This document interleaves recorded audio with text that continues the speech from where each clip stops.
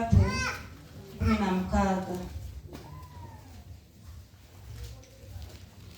bagambibwa bati awo ne wajja eri kabaka abakazi babiri abaali abenzi ne bayingira mu maaso ge. Omukazi omu n'ayogera nti, ayi mukama wange, nze n'omukazi ono tusula mu nnyumba emu, nazaala omwana nga ndi wamu naye mu nnyumba. Awo olwatuuka nga nakamaze ennaku 3 okuzaala, omukazi ono n'azaala naye, era twali wamu, tewali mugenyi wamu naffe mu nnyumba, wabula ffembi mu nnyumba. Awo omwana w'omukazi ono n'afa ekiro kubanga yamwebakira. N'agolokoka mu ttumbi, n'ajja omwana wange mu mbiriizi zange, omuzaanawo nga yeebase, n'amuteeka mu kifuba kye, n'ateeka omwana we afudde mu kifuba kyange. Awo bwe nagolokoka enkya okuyonsa omwana wange, laba nga afudde, naye bwe nakifumiitiriza enkya, laba nga si omwana wange gwe nazaala. Omukazi omulala n'ayogera nti, nedda, naye omulamu ye mwana wange, n'omufu ye mwana wo. N'ono n'ayogera nti, nedda, naye omufu ye mwana wo, n'omulamu ye mwana wange. Bwe batyo ne bayogera mu maaso ga kabaka. Awo kabaka n'ayogera nti, omu ayogera nti ono omulamu ye mwana wange, n'omufu ye mwana wo. Munne n'ayogera nti, nedda, naye omufu ye mwana wo, n'omulamu ye mwana wange. 24. Awo kabaka n'ayogera nti, mundeetere ekitala. Ne baleeta ekitala mu maaso ga kabaka. Kabaka n'ayogera nti, musaleemu omwana omulamu, muwe omu ekitundu ne munne kitundu. Awo nnyina w'omwana omulamu n'alyoka agamba kabaka, kubanga omwoyo gwe gwalumirwa omwana we, n'ayogera nti, ayi mukama wange, muwe ye omwana omulamu, so tomutta. Yesu mulungi yeebazibwe. Amen. Ekikyo kikyo.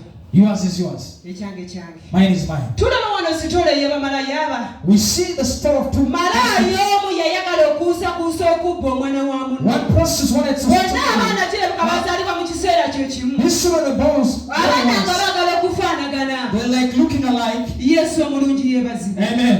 Kati laba. See, Bayibuli etugambye. the Bible says omu kye yakola n'alaga jjala. one was careless. Yeebaka bakyogera batya Kampala taziindwa. N'ateeka eri yerabika kyalina carelessly without as though she has no kati nga bwe yamukubako okugulu kulabika kwali kunene ng'okwama amanita. Then the leg tekwayinza kusevinga bulamu bwa mwana. Yamutuuzaako ekigulu bw'ati. because she slept on the child. Omwana n'afa. The child died instantly. Musakalidde okugulu kwange kyekyo kyekyo. That is it. Omwana n'afa. The child died immediately.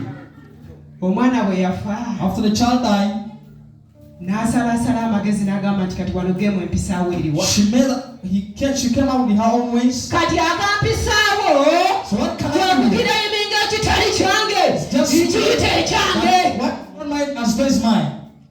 Pulaninga kitali kikye kukiyita kiki. She was planning to take what doesn't belong to her. Yerabidde nti wakati mu pulaani gya pulaninga Katonda yinza ebintu byonna. In the midst of the plan, God is there. Yerabidde nti Katonda asala amazima amulala.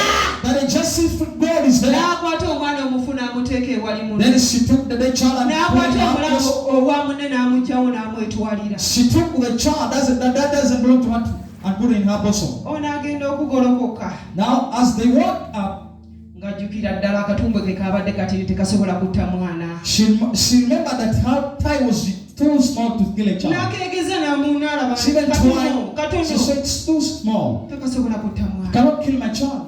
Oli omulamu ye wange. The other child is mine. Agenda okumugambako nti sister. But she was trying to tell her maama. that child, the little Nze child, twogere. I've come us to understand omwana ono this. omulamu ye mwana wange. This living child is mine. Kono malaya naye n'obusiru olabika oli musiru. Then the prostitute abused her. Ogwo omulambo gwe gugwo. That dead child is yours.